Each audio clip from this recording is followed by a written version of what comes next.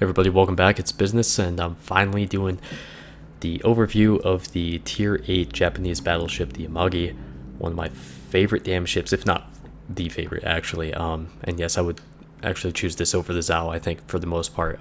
It's just, for me, it's a lot of fun. But let's see. This is just the stock form showing off the secondary guns. There's quite a few of them, actually. Obviously with the upgraded hulls, you actually do lose a few of those. It does have a nice engine as well. I would suggest going with that first for the upgrades and try to get the hulls. And they just recently added a second hull to this. It used to just be an A and B, now there's ABC. So there's a bit more of a if I remember correctly, the trend here is that the B hull has the main upgrades as far as the cannons. You could see that there's an adjustment to the shell type, and you'll have the better penetration off of the B hull. You'll have the better AA defense, all of those upgrades. But the C hull will be where the rudder shift is, and at that point it'll come into its own. And with the rudder shift module and the C hull, to really max things out, this gets really, really good in terms of the flexibility, the maneuverability of the ship. The AA defense is certainly where pretty much every Japanese ship is lacking. It's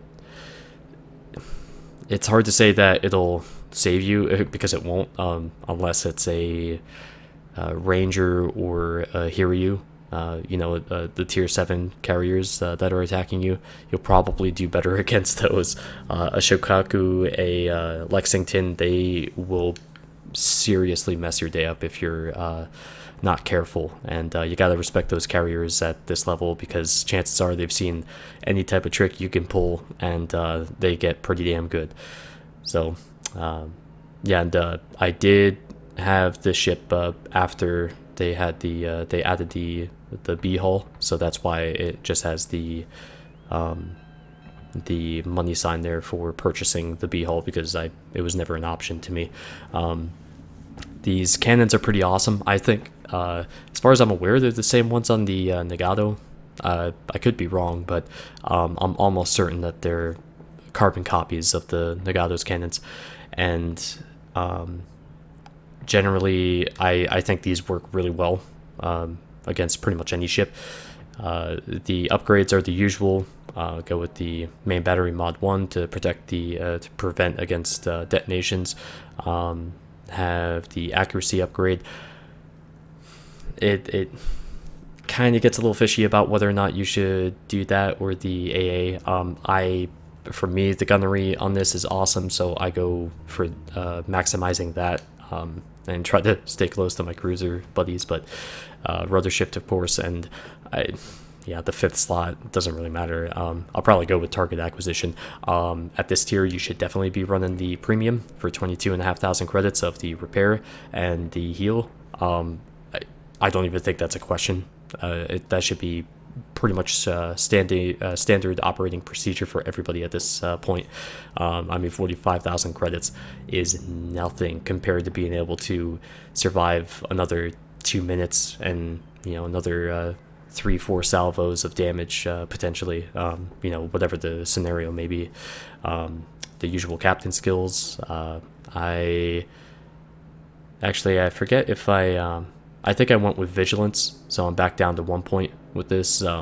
After taking this video, I switched it up, I just finally used up some of those points. I really don't think any of the 5-point skills matter to any battleship. It's really your call on this, but the most important ones are the 1 point skill for the AA, the 4-point skill for the AA, and the secondaries, of course, since it's both of those, and also the turret traverse. Everything else is up to you. And obviously getting the extra charge for the healing can play a huge role. But moving on to some gameplay now. What I like about the Amagi, and actually you may notice that I tend to actually be partial to ships with more than 3 turrets. So I really like the Amagi for that reason. having 5 turrets and in the configuration that it does, I can turn away and still be offensively capable against anybody who's trailing me because I have 3 turrets facing the rear. And in this type of scenario, I have my, and actually you'll see this a lot, if I'm not able to do the full broadsides, I'll have my front on a cooldown, my rear on a cooldown at separate intervals, so that way I can adjust to the movements of the enemy.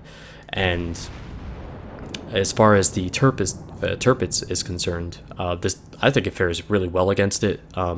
Unfortunately, a little stupid issue with some of the replays, the damage went up real fast, but in just under 2 salvos here total, where I had 4 turrets shoot that previous salvo, just my 2 front turrets on that one, and then I'm trying to bring my rear 3 turrets around to hit him again. Ended up doing about 35,000 damage, which for just under 2 salvos without a citadel, that's freaking awesome. And you know, this does penetrate, the turrets does get penetrated for full damage pretty easily, actually. You know, you'll definitely do a lot of damage against them.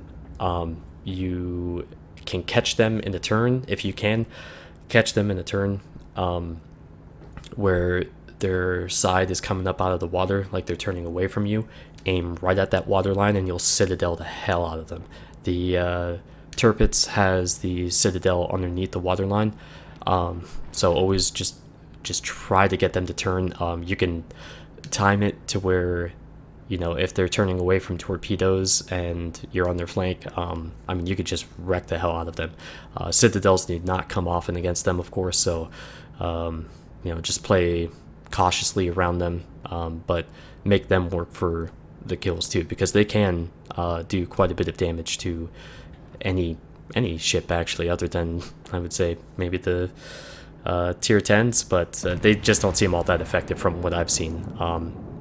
As far as the 15-inch cannons, they seem okay, just not very good compared to the 16-inch ones available on other ships. Manage a rare citadel, and at some pretty damn good range too.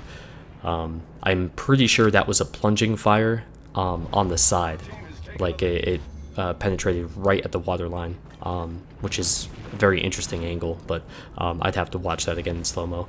But this match turns out to be freaking nuts, and like my heart was pounding. It did like fist bumping in the air and, you know, all that stuff. So I'm sure you can tell by my description there how this particular match ends up, but trust me, it's the journey that matters. We have our teams working up towards the northeast here. It's just the favored tactic, of course. Since I'm a little cautious here, I'm pulling away, anticipating torpedoes coming out of the gap, but you know, we don't have their DDs spotted, or not both of them at least. So have a few ships moving over to the right here, and I'm not in the best of positions, admittedly. You know, there's a New Orleans Pensacola turrets right there, and decide to open up on the turrets first. And I do get some good damage on him, and I am trying to pull away. I know I'm, you know, showing my side to another battleship. I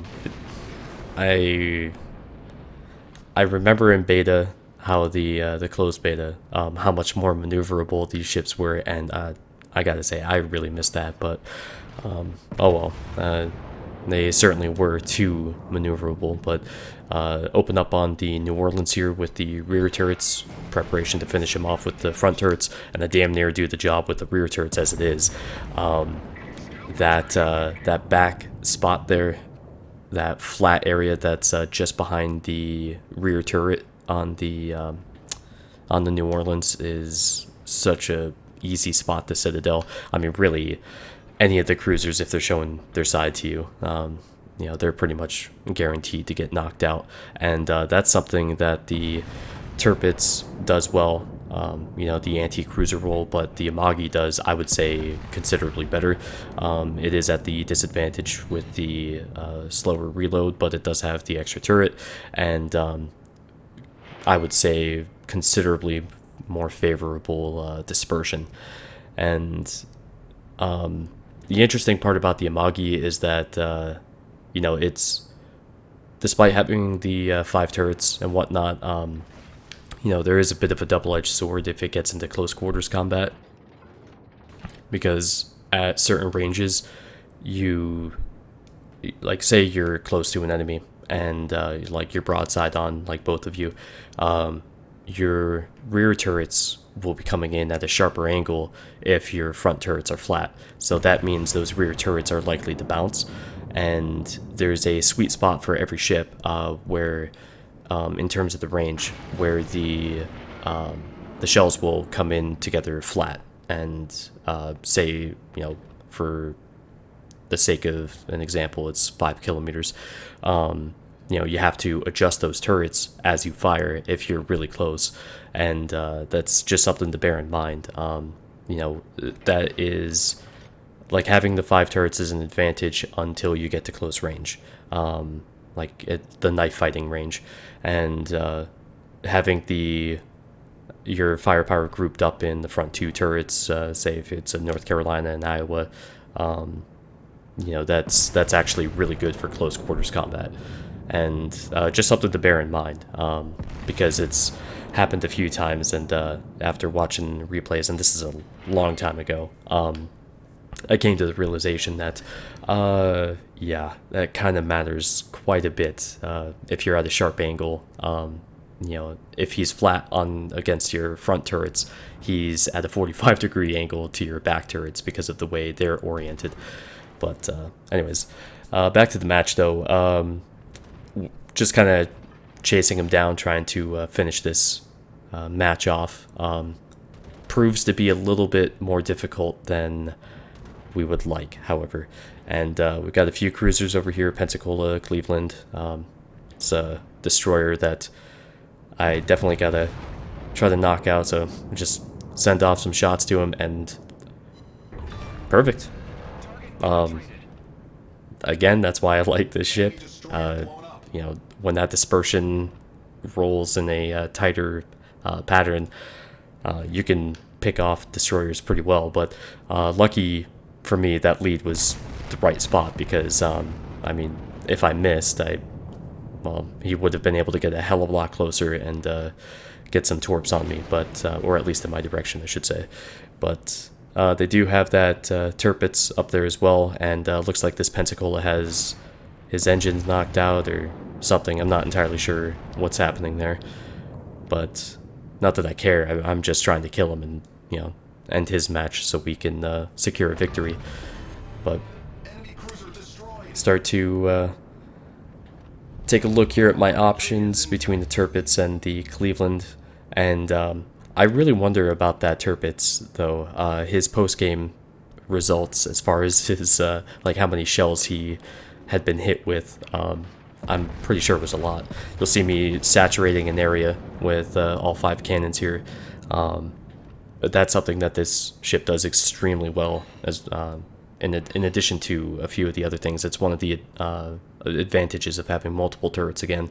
You know, placing the shots in such a way that it causes the enemy to have to slow down to maneuver and not get hit. This is, I would say, this is one of, if not the best ship for being able to kill enemies that are running off and trying to get away from you. But the there we go.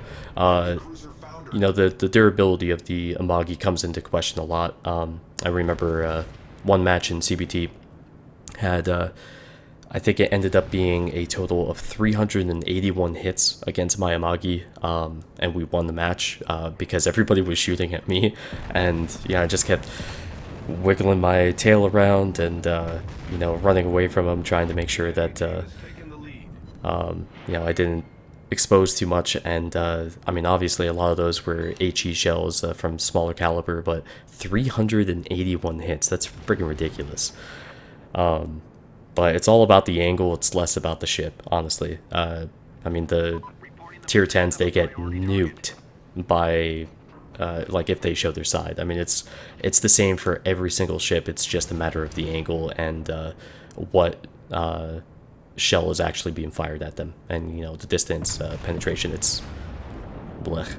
But we did lose our carrier just a second ago to that Atlanta, and still can't seem to get anything meaningful against that Tirpitz, as he runs into the northern island channels there to try to keep himself alive. And this match is getting closer and closer, and you know, there's a Pensacola that's right behind me that he's on his last legs and he's about to die. Same with this Atlanta here though, but we just lost our lead and then got it back, so that's good. But it's 4-on-4, and again, what we don't know is that the New Mexico is AFK. That could have been a deal breaker for us. It could have changed the match entirely. But at the same time, I really like shooting New Mexicos in this. Tend to do a lot of damage in the penetrations. You know, getting the 5 hits and 15,000 damage without citadels. But manage another broadside here on that Tirpitz, and we just lost another ship, so it's myself, the Cleveland, and the Tirpitz in the top right, which I don't know what he's doing. Just whatever. Yeah, I don't have anything good to say about that dude and his ability to think ahead, at least at this moment. But you know, just one of those common things you see at the outset of the first few weeks of having a new premium ship, of course. At least it doesn't die as quickly as the Atago does, but I'm anticipating the Tirpitz to show back up right as he comes out of that island. But throw my scout up, and sure enough, there he is. So, sense of fire down his way, and now we have the aircraft starting to show up again.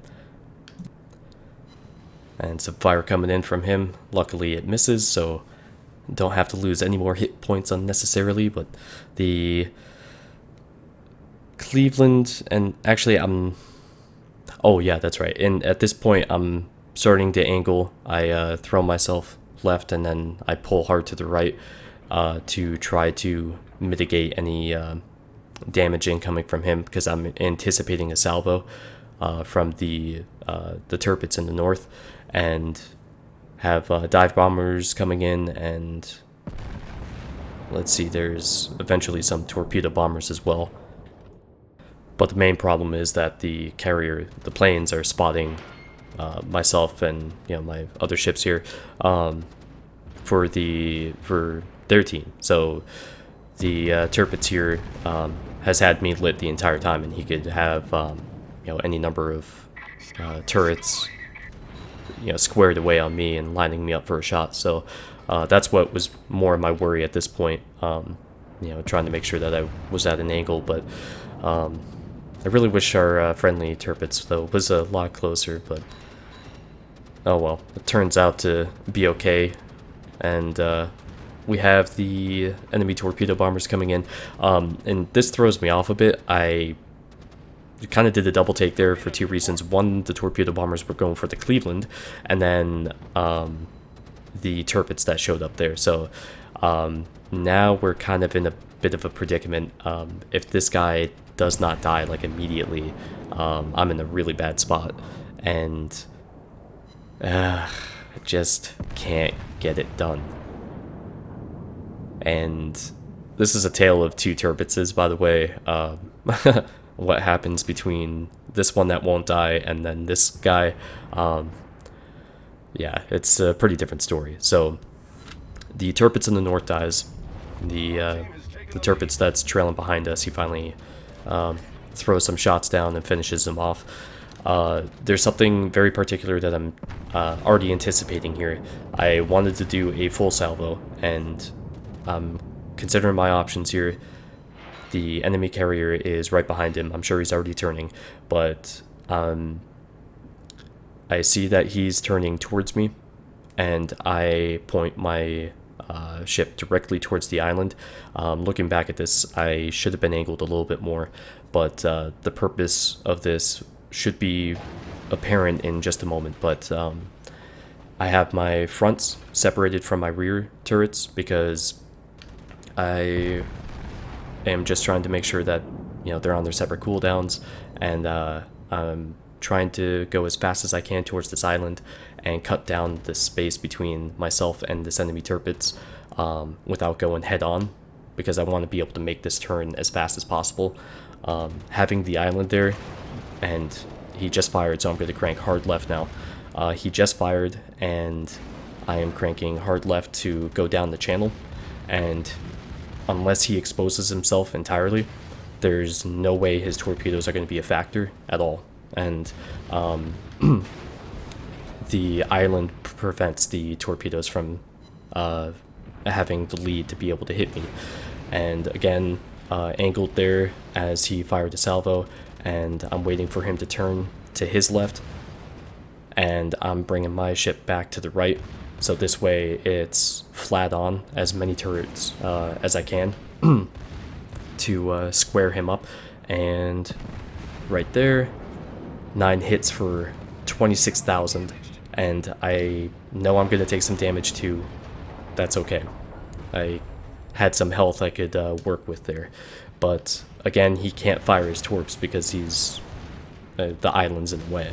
So I've negated his best option in being able to kill me, and I separate my turrets again here in a second. Airdrop torpedo, I'm gonna eat that one, but I still can because you know, this turpets is still chasing me, and that's a bigger threat. So I get the rear turrets fired again, and it's the last straw for both of us. So he's going to try to either do a broadside or the torps, and I've got my front turrets ready to go. And there we go. It's pretty damn intense, honestly. We end up winning the match here in a moment, and the enemy Ryujo is just around the corner. Only managed a couple hits into him before the match ended, but yeah, that was pretty intense. So 444,000 credits. This was the triple reward weekend, so the ×3 event. A lot of hits too, and base XP of 2,700. Actually, taking a look at my 90, yeah, look at that, 91 penetrations, or not 91 penetrations, but 91 hits out of 200. That's a ridiculous level of accuracy. And I wish I could do that more often. Obviously, that's a key to, you know, big damage numbers.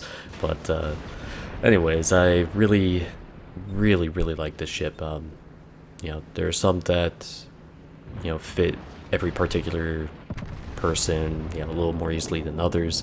I don't think this is one of those. I think you have to treat it like a heavy cruiser.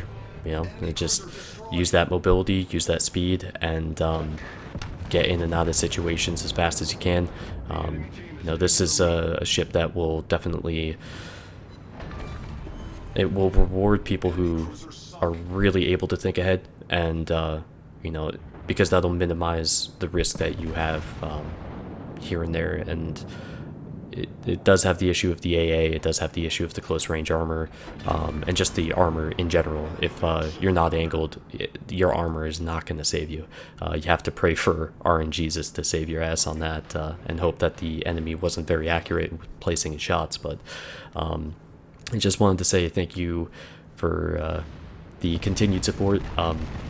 I'm just around 100,000 total views on my YouTube channel and 317 subscribers. So I started World Warships videos at 54 subscribers. So again, thank you so much. I really appreciate it, and look forward to making more content for you as it's made available in World Warships. But I'll see you guys here next time. Take care.